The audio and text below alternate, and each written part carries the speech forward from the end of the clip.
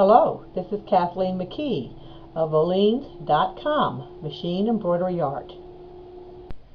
Lesson 32, Creating Feather Effects.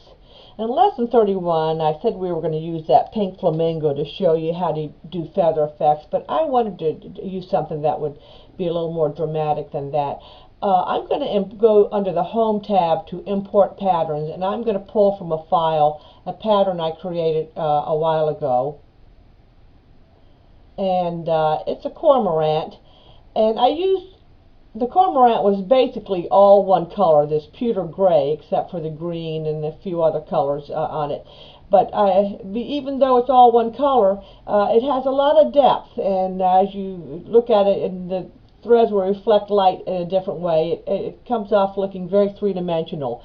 So I'm going to show you how we did this feather looking effect, because you'll be using feathers a lot as you go through the years digitizing. We'll go to the image. We'll go to the little open, the little file icon with the flower in it to open the image, and we'll get it from the file. And I'll get the cormorant, open it. Now we need to shrink this up a little smaller, so we're going to get this to fit our 4x4 hoop. And once I have it pretty much the size I want it, you can click anywhere outside of the pattern, and that will take off the handles.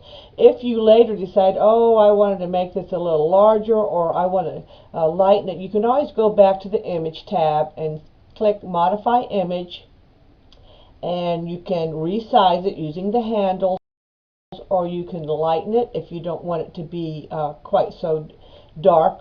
Sometimes it's easier to see your stitches when the pattern isn't so dark. So I'll click on the outside now, and whenever you do feathers, you want to start from the bottom and then layer your feathers on top of it, so that you'll start from the bottom and then you'll do these feathers next. But I'm going to start with this section here. I'll start with the bottom and then move over to here. So I'm going to go back to the Home tab. We'll zoom in, and these feathers are going to be created by using the manual punch tool, and pretty much all the feathers will be done exclusively with the manual punch tool.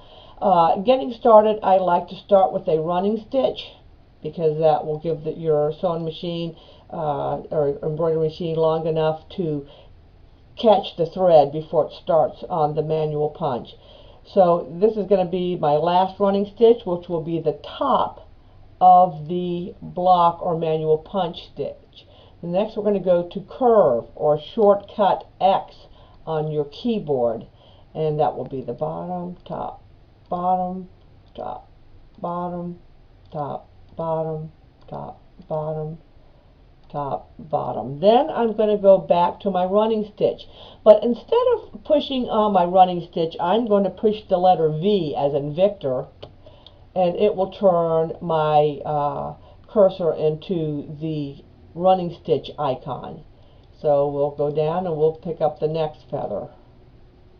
And now, instead of going up here and selecting the curve block stitch or manual punch, I'm going to use the shortcut X on my keyboard. So on X will be my, when I push it, it turns my cursor into the curve block icon. And the first one, that will be the bottom, the top, bottom, top, bottom. And the reason why you always want to know which is your top and your bottom is so that if you do have to add any kind of feathering on the top or the bottom, you'll know where you're at. So I'm going to push on my keyboard V, that turns it into my running stitch icon. I'm going to push the letter X on my keyboard, bottom, top, to get back to my manual punch or block stitch.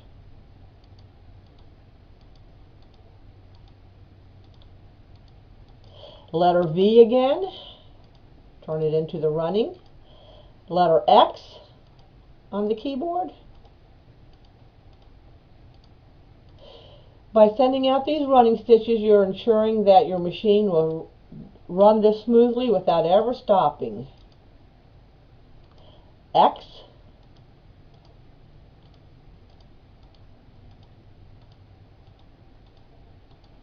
And it doesn't matter that you're going into these stitches here, because these are going to all cover up. And then the letter V, the letter X, the letter V. Now we're going to start a second row. And I'll start right down about here. To get, now to get the point so that's distinctive, I'm going to push the letter X, and then I'm going to just go a little bit bottom and just slowly get that point to get a little wider. And then the keyboard V, keyboard X, top, bottom, top, bottom, keyboard V,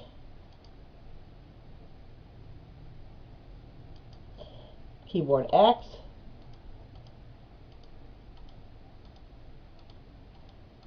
keyboard V, keyboard X. I'm not going to do this whole row here. Just want to show you the effect. Keyboard V, and we'll go up to the third row. Keyboard X. Just want to show you how the effect goes. Keyboard V, keyboard X,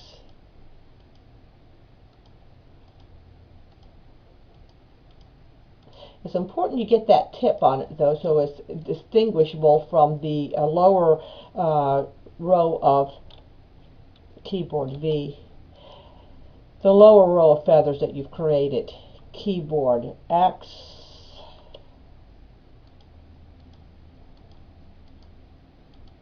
I'm just going to do one more feather. Keyboard V, keyboard X, gradually getting it wider and wider until I get the double click. Okay. Now, let's get the zoom. And you can see where you're getting the feather effect. Now when you're zooming in and out, keep in mind that you can use the right click will make it further away, and left click zooms it in. So you're getting your feather effects. Now remember that whenever you're doing satin stitches, they're going to pull in more. So this little gap you see here is going to be a lot bigger gap. So let's give it a little bit of pull compensation here. So we'll go over to the sewing attributes, and we'll give it like 1, 2, 3. 3 should be enough. And you see how they overlap, and you think that's going to be too much, but when you sew it out, you're not going to, it's going to pull in so much. It's always going to be smaller than what you see. And that's essentially how you do feather effect.